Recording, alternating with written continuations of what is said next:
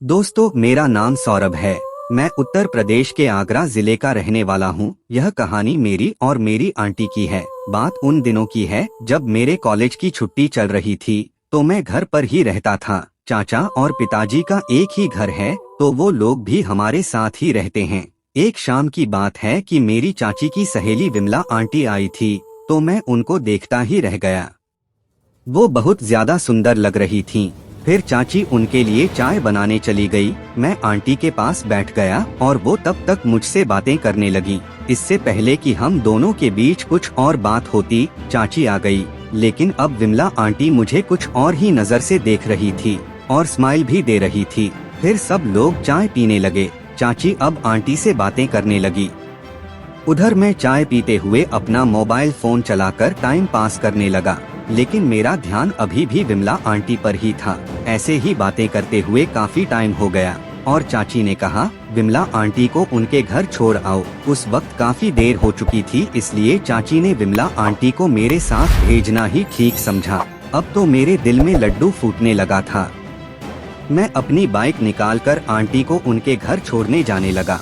हम बाइक पर बैठे और उनके घर के लिए निकल पड़े। कुछ ही देर में हम उनके घर पहुंच गए। मैंने आंटी को उतार दिया और घर जाने के लिए मुड़ा, मगर जब मैं जाने लगा तो आंटी कहने लगी, चाय पीकर जाना। मैंने उनको ऊपर के मन से मना किया, लेकिन आंटी के घर अंदर जाने का मन तो मेरा भी था कि क्या पता आंटी के साथ कुछ हो जाए। फिर आंटी ने जिद किया तो हम अंदर चले गए। हम उनके घर के अंदर गए। आंटी के 2 बच्चे थे। उन्होंने बच्चों से मिलवाया। उनके पति की एक दुकान थी और उस वक्त वो दुकान से लौटे नहीं थे। आंटी मेरे लिए चाय बनाने लगी। बच्चे टीवी देख रहे थे।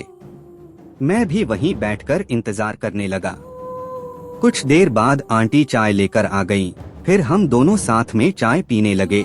बच्चे टीवी देखते हुए तब तक नींद में हो गए थे। मैंने पूछा, बच्चे तो सो गए आंटी?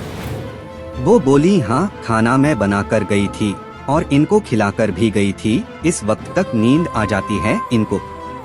मैंने कहा, तो फिर रात को आपको अंकल का इंतजार देर तक करना होता होगा, आपको डर नहीं लगता?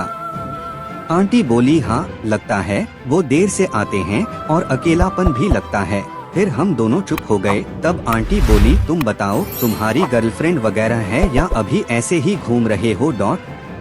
मैंने कहा, नहीं है तो नहीं, लेकिन किसी को बनाने की सोच रहा हूँ। आंटी ने उत्सुकतावश पूछा, किसे? मैंने कहा, आपको। आंटी हंस दी और बोली, अच्छा, तो इसीलिए तुम मुझे ऐसे देख रहे थे? मैं भी शर्मा गया, लेकिन फिर स्थिति को संभालते हुए बोला, माफ करना आंटी। वो बोली, कोई बात नहीं। चाय की 1-2 घूंट ही कप में बची थी। मैं चाह रहा था कि ये चाय का कप अभी जल्दी से खाली न हो और मैं इसी बहाने से आंटी के पास बैठा रहूं, क्या पता मौका मिल जाए। आंटी भी शायद यही चाह रही थी। तभी दरवाजे की घंटी बज पड़ी। हम दोनों ही थोड़े घबरा गए थे। वो उठकर दरवाजा खोलने चली गईं। मैंने चाय खत्म की और आराम से बैठ गया। फिर 2 मिनट बाद अंकल अंदर आ गए। मैंने उनको नमस्ते किया।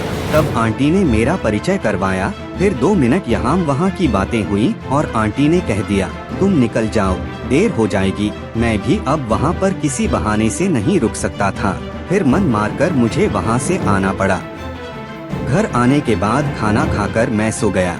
लेकिन अच्छी बात ये हुई कि जाने से पहले आंटी ने मुझसे मेरा नंबर मांग लिया था। मुझे उम्मीद थी कि विमला आंटी मैसेज जरूर करेगी। अगली सुबह से मैं इंतजार में था, लेकिन शाम तक भी उनका कोई मैसेज या कॉल नहीं आया। फिर अगले दिन शाम को वो फिर से घर आ गईं। उस दिन वो मुझे देखकर बार बार स्माइल कर रही थी। फिर पहले दिन की तरह मैं उनको घर छोड़ने जाने लगा, लेकिन घर पहुंचे तो उनके पति पहले ही दुकान से लौटकर आ चुके थे। मुझे घर के बाहर से ही लौटकर आना पड़ा। लेकिन जब मैं घर पहुंचा तो आंटी का मैसेज फोन पर आया हुआ था, जिसमें लिखा था, घर पहुंचकर मैसेज करना। खाना भूलकर मैं सीधा रूम में गया और आंटी को मैसेज किया और वो बोली, फ्री होकर बात करूंगी। तब तक मैंने जल्दी से खाना ठूंस लिया और रूम में जाकर आंटी के मैसेज का इंतजार करने लगा। रात को 11 बजे उनका मैसेज आया। फिर बातें होते होते वो में तब्दील हो गईं। फिर हम सो गए। अब आंटी से रोज बातें होती थीं। इसी बीच मेरा जन्मदिन आ गया। मैंने आंटी से कहा, गिफ्ट चाहिए आपसे। वो बोली ठीक है दे दूंगी। मैंने कहा कब? वो बोली आज शाम को घर आ जाना, केक यहीं काटेंगे। शाम को मैं तैयार होकर आंटी के घर के लिए निकल गया। घर पहुंचा तो उन्होंने दरवाजा खोला। मैं मुस्कुराकर बोला मेरा गिफ्ट कहाँ है? वो बोली चलो केक काटते हैं। मैंने देखा कि घर में बच्चे नहीं थे। मैंने पूछा बाकी सब कहाँ हैं? आंटी बोली हस्बैंड बच्चों को उनके दादा दादी के यहाँ लेकर गए हैं, आज रात को वहीं रुकेंगे। फिर वो केक लेकर आई और हमने केक काटा। आंटी ने अपने हाथ से मुझे केक खिलाया, मैंने भी आंटी को अपने हाथ से केक खिलाया। फिर मैंने कहा गिफ्ट कहाँ है आंटी? फिर विमला आंटी ने कहा कि सब्र करो, आज का गिफ्ट आप जिंदगी भर नहीं भूल सकते। फिर आंटी ने अपने ऊपरी वस्त्र को निकाला तो मैं आंटी को देखकर दंग रह गया। उसके बाद तो मुझसे कंट्रोल हो पाना मुश्किल था। और फिर आंटी ने मुझे बहुत खुश किया। लगभग 3 राउंड तक मैच चला। फिर वो सब के बाद उन्होंने मेरे लिए खाना लगा दिया। आंटी ने खाना पहले ही बनाकर रखा था, हमने साथ में खाना खाया। फिर वो मुझे जाने के लिए कहने लगी क्योंकि रात में उनके यहाँ रुकना ठीक नहीं था। मैं भी जाने के लिए तैयार होने लगा। वो दरवाजे तक मुझे छोड़ने आई, उसके बाद मैं वहाँ से आ गया। तो दोस्तों आपको ये कहानी कैसी लगी? अपनी राय कमेंट बॉक्स में जरूर बताना और ऐसी ही कहानियाँ देखने के लिए मेरे पेज को भी फॉलो कर लेना। धन्यवाद।